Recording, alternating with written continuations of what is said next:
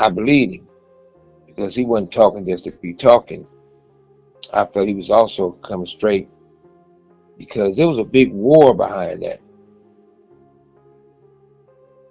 A war that they lost. And I think it was a war that destroyed their neighborhood. Everything we thought we knew about the East Coast versus West Coast rivalry collapses the moment we hear what Shakur's former cellmate just confessed. According to the man who lived beside him behind concrete walls, the entire feud was an illusion, an expensive, orchestrated spectacle meant to disguise something far darker. He says Shakur's fate was not the result of any gang vendetta or coastal pride. It was business, an agreement between two of the most powerful men in hip-hop, Sean Diddy Combs and Marion Suge Knight. The cellmate claims they struck a deal that would erase both Shakur and Biggie, removing two artists who had become too independent, too outspoken, and too valuable to control. He admits he stayed silent for almost 30 years because the threats were real. When he tried to speak in the past, he says, people close to him disappeared. Now, with both Diddy and Suge sitting in prison on separate charges, he finally believes he can talk. It's so complicated, convoluted, chaotic. It's hard to actually figure out what's what, but it's becoming clearer. We can't ignore the timing. In late 2023, nearly 3 decades after Shakur was gunned down on the Las Vegas Strip, LA investigators made the first real arrest in the case. Dwayne Keffe D. Davis, an admitted leader of the Southside Compton Crips, was taken into custody. Prosecutors allege he organized the entire operation, though he did not pull the trigger himself. He now sits in a Nevada cell awaiting trial, set for February 2026. For years, Davis himself had confessed repeatedly, to police in 2008, again in 2009, and later in his own 2019 memoir. He told detectives that Diddy once offered him $1 million to handle the problem of Shakur and Suge. Those same statements, his own words, became the evidence used to indict him. Now, Davis insists he lied back then to sell stories, calling it all entertainment.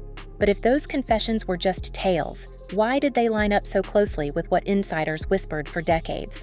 Yeah, he was scared. Yes, I agree. I do agree that he was probably terrified for his life. So if that is the case, it's also quite feasible that he put up money to get Pac. You know what I mean? The more we examine Davis's story, the harder it is to separate truth from manipulation. In his taped interview with LA detectives in 2008, conducted under a proffer agreement that gave him limited immunity, he described how the hit unfolded after a brawl at the MGM Grand. His nephew Orlando Anderson had just been beaten by Shakur and Suge's entourage. Hours later, Davis said he joined Anderson and 2 others in a white Cadillac, hunting for retaliation. When they pulled alongside the black BMW carrying Shakur and Suge, the shots erupted. Shakur was struck multiple times and passed away 6 days later in a Las Vegas hospital. For years, that was accepted as a gang payback, until Davis began adding details about money, meetings, and a promise from Diddy that never materialized. That's where the cellmate's revelation becomes impossible to ignore. He claims the entire operation wasn't simply revenge. It was an arrangement. In his account, Diddy and Suge were not enemies at all. They were partners in a silent understanding. Each would remove the artist who threatened his own empire. Diddy would handle Shakur. Suge would take care of Biggie. Both tragedies would look like the natural climax of the coastal feud the media had been fueling for years. And with both icons gone, Bad Boy and Death Row would maintain their dominance unchallenged. It's an outrageous allegation, but the timing, again, forces a pause. As of 2025, Diddy faces a 50-month federal sentence for transporting women for private encounters, and Suge is still serving 28 years for voluntary manslaughter. 2 once untouchable moguls, both behind bars, both carrying the ghosts of the same era. Satisfied. I don't feel like I've ever embarrassed myself or my people, in nothing I've done. And yet, I got the whole world fearing me, you know what I'm saying? At 23. Weighing 160 pounds, you know what I'm saying? And I ain't even started. I haven't even rolled my plan out yet, and they scared. I got the vice president know who I am, the president, every cop in every city. To understand how this theory gained traction, we have to rewind to 1994. Inside Quad Studios in Times Square, Shakur was shot 5 times during what was called a robbery. Biggie and Diddy were upstairs that night. In his hospital interviews, Shakur accused them directly of knowing it was a setup. It was the moment the friendship shattered and the so-called East versus West narrative took hold. But what if that event was staged as the first act in a larger play? If Shakur's accusations were true, they exposed the business interests of men whose power relied on loyalty and silence. From that point forward, every move he made put him at risk. The following year, Suge Knight brought Shakur onto death row after paying his bail. Publicly, they looked like allies. Privately, insiders claim the partnership was strained. Shakur was planning his own label, Machiavelli Records, and had begun negotiating direct distribution deals. That meant bypassing Suge's control and cutting into the millions flowing through Death Row's network of street-linked financiers. At the same time, Biggie was doing the same on the East Coast, exploring an independent label called The Commission with Jay-Z and others. 2 stars, one on each coast, both preparing to own their music outright. For Diddy and Suge, that kind of autonomy could mean financial collapse. Yes, on your own platform. He said this on your platform that he put up $1 million to get Pac here. Yeah, correct. He was around Puffy, and Puffy made a comment when they was around, yeah. The Cellmate's story says that is exactly when the agreement was born. Around mid-1996, the same summer of the Mike Tyson fight in Las Vegas, both moguls allegedly realized that removing their stars was the only way to preserve control. It sounds unthinkable, until we recall the documented events. After the Tyson bout on September 7, 1996, Shakur and Suge assaulted Orlando Anderson in the MGM Grand Lobby. Hours later came the drive-by. According to the police, Davis and his crew took the green light from that brawl as justification for the shooting. But Davis's own words in later interviews tell another story. He admitted that Diddy promised him $1 million for the job and that he tried for years to collect the payment through a Harlem intermediary known as Zip. He even told a filmmaker in 2008 that he confronted Zip weeks after the attack, demanding the money, only to be told Diddy hadn't paid. If Diddy never paid, the question becomes why Davis kept protecting him. Was it fear, or was there another agreement? One that guaranteed his safety as long as he stayed quiet? Police documents show that after Davis's confession, LA and Vegas investigators fought over jurisdiction, each fearing the other might leak information implicating powerful names. The internal dispute grew so bitter it nearly came to blows. That standoff delayed the case for another decade, leaving the truth buried under layers of procedural chaos. They was not scared of Suge Knight. They was terrified of Suge Knight. Meanwhile, Suge Knight's behavior grew erratic. He was injured in the shooting that night, but survived. 6 months later, Biggie Smalls was ambushed in Los Angeles after leaving a Soul Train awards party. Witnesses said Diddy's car was just ahead of Biggie's when the gunfire erupted from a dark Impala. Retired Detective Greg Kading later concluded the attack was likely retaliation ordered from within Death Row's circle. Yet even Kading admitted that Suge had access to intermediaries who could move freely between gangs and law enforcement. If Suge arranged Biggie's demise while Diddy financed Shakur's, the symmetry is chilling. I lost my freedom behind Tupac dying. I lost business. I lost house, the whole lot of shit. I lost my freedom. In the years that followed, both men profited from the legend. Diddy released I'll Be Missing You, built a billion-dollar lifestyle brand, and became the face of corporate hip-hop. Suge turned Death Row into a mythic empire of fear, only to watch it crumble under lawsuits and investigations. They traded barbs in interviews, but never crossed the line into open warfare. Now, with Diddy's criminal convictions and Suge's retrial chaos, the old silence is cracking. The Cellmates' claim that they were never rivals but collaborators suddenly aligns with the fragments we already know. The overlapping timelines, the matching motives, the calculated outcomes. Even law enforcement veterans have hinted that both cases are connected. Kading himself once said that Biggie's investigation led straight back to the same network that funded Death Row's operations. And when police raided Davis's home in 2023, they found old magazine clippings about both Shakur and Biggie's tragedies, suggesting he had kept trophies, or reminders, of unfinished business. Yet Davis maintains his innocence, calling the whole thing a trap built from his own boastful interviews. Let's talk about it, man. So you feel like it was bigger than Orlando shooter Pac. You feel like it's more to the story. You don't think it was that simple? I feel like it's big. What remains unanswered is why the story is surfacing now. Some insiders suggest the Cellmate came forward only after learning that prosecutors plan to call new witnesses in Davis's trial, including former Death Row employees who might tie the shooting directly to financial orders from above. Others claim he's acting out of guilt, knowing that history still treats Shakur's case as a gang feud instead of what it may have been, a coordinated erasure of two artists who threatened to own themselves. And that leads to the question hanging over every revelation. If Shakur and Biggie were silenced not by enemies, but by the very men who built their careers, what exactly were they preparing to do that frightened Diddy and Suge enough to make them vanish from the stage forever? And now, with Diddy and Suge both sitting in prison cells on unrelated charges, the story folds back on itself like a mirror. Two men who once ruled opposite coasts of hip-hop now face the same destiny, guilty, confined, and surrounded by whispers that refuse to fade. Diddy's 2025 conviction for transporting women for private encounters sent shockwaves through the music world, not just for the scandalous details, but for what it revealed about control, loyalty, and the abuse of power. Witnesses described scenes of intimidation and manipulation that sounded less like parties and more like rituals of dominance. During the trial, prosecutors painted him as a man who built empires through fear and secrecy, exactly the same traits Suge Knight had displayed decades earlier when Death Row Records became synonymous with menace and money. We can't pretend these parallels are coincidence. I don't think they are scared of him.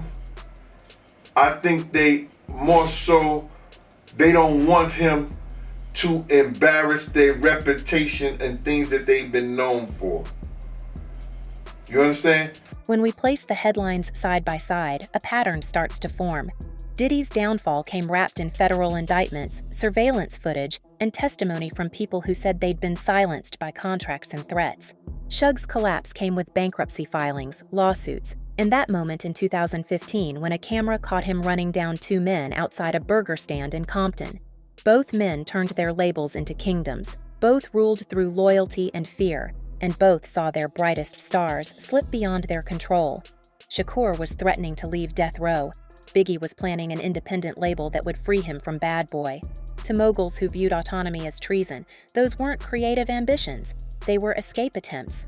So what if the East versus West feud wasn't a rivalry at all, but a business war disguised as entertainment? Every shooting, every diss track, every public insult could have been stagecraft designed to hide the real motive, control over an industry worth hundreds of millions. We have to ask, who profited most after both stars were gone? Bad Boy Records and Death Row both saw massive posthumous sales, merchandising booms, and licensing deals. The funerals were mourned publicly, but behind closed doors, the companies cashed in. It's uncomfortable, but the numbers don't lie. What makes this theory even harder to ignore is how thoroughly both tragedies were buried by silence. Detectives retired, witnesses vanished, and critical evidence was withheld. Former investigators like Greg Kading have publicly admitted that infighting between LA and Vegas police crippled the case. At one point, officers nearly came to blows over who should handle the file. We've seen witnesses like Keffe, one of Shakur's closest allies, found lifeless weeks after promising to testify.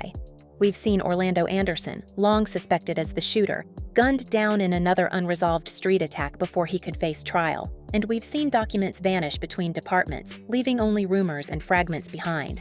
The silence wasn't organic, it was organized. Now, I ain't trying to say that's some kind of conspiracy, and maybe some other shit was going on, or this, that, and the third. But brother, he had that conversation with K. Slade 2 weeks before he was murdered.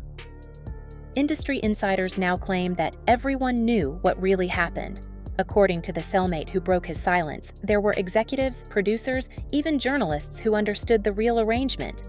Some were allegedly paid off. Others were simply too afraid to speak. It explains why, for 30 years, every official investigation circled the same suspects but never touched the power behind them. When Diddy and Suge clashed publicly, the press treated it as a feud between titans, but privately, they were said to share lawyers, mutual enforcers, and overlapping financial backers. It's as if the entire hip-hop empire of the 90s rested on one silent agreement: protect the myth, and nobody talks. So they was placed to destroy the East Coast rap. And then, along came a somebody. They was about to bring East Coast rap back. And there's nothing they could do about it. And this kid was finna put the East Coast on the map. What if Shakur and Biggie weren't the only ones who knew too much? When we pull back and look beyond those two legendary names, we start to see a grim constellation of disappearances, ambushes, and suspicious endings that defined the hip-hop landscape of the 90s. Rappers like Big L in Harlem, Fat Pat in Houston, and Soulja Slim in New Orleans, all gunned down before their careers could peak, became part of a pattern that investigators rarely connected. Associates tied to Death Row and Bad Boy vanished in mysterious circumstances, their cases written off as street violence rather than industry cleanup. Behind each story, the same elements appeared: unpaid debts, contracts in dispute, and powerful figures who somehow walked away untouched. Cause him and Diddy was given that deal, we gotta keep these East Coast rappers down. Cause down south rappers, Cash Money, No Limit, Ludacris and them, they was taking little money and bringing back more money and making more money for them. Those years were not just competitive, they were predatory. Many of the same bodyguards, producers, and managers who orbited Diddy and Suge later surfaced in other investigations, from armed robberies to extortion rings. When artists like Lisa Left Eye Lopes publicly hinted at dark industry secrets before her fatal car crash in 2002, fans dismissed it as paranoia. Yet, when placed alongside the violent ends of lesser-known figures such as Yafeo Fula or Jamal Barrow's associates, it reads less like coincidence and more like a systemic purge. The people who handled the money, the paperwork, the evidence, many of them didn't survive the decade, and those who did rarely spoke again. Through it all, Diddy and Suge remained alive, powerful, and insulated. They were the architects who somehow outlasted the chaos they helped create. Each built an empire atop the ruins of those who fell around them, their wealth expanding as rivals disappeared. By the time the bodies stopped dropping, the balance of power had already shifted. The message was clear: speak out and vanish. In the 90s, hip-hop wasn't just about music, it was about power. And power leaves bodies behind. 2 weeks ago, I'm outside my office. My assistant comes up and says, Suge Knight wants to speak to you from jail. I said, who? He said, Suge Knight. The Suge? Yes. Gotta be kidding me. No. Now that both men are behind bars, that agreement may finally be cracking. Diddy's sentencing letters paint him as broken, humbled to the core, while Suge's retrial filings describe him as defiant, accusing former partners of betrayal. Each seems to be rewriting history from the inside, casting themselves as victims of larger forces. Yet the symmetry is impossible to miss. Both at their peak built empires on intimidation, both watched their stars turn against them, and both fell once those stars were gone. The Cellmates version makes this alignment feel almost preordained, as if what we thought were rival destinies were actually two sides of one design. Still, the unanswered questions keep multiplying. Why were Diddy's alleged payments to Keffe D never traced? Why did investigators ignore early statements tying financial motives to the case? And why did so many witnesses describe the same sequence of events, meetings in Hollywood, phone calls, cash offers, only for those leads to vanish from the record? The closer we look, the more it feels like the truth was not just hidden, but actively protected. When Las Vegas police finally arrested Keffe D in 2023, nearly 30 years after the shooting, their case rested almost entirely on his own bragging.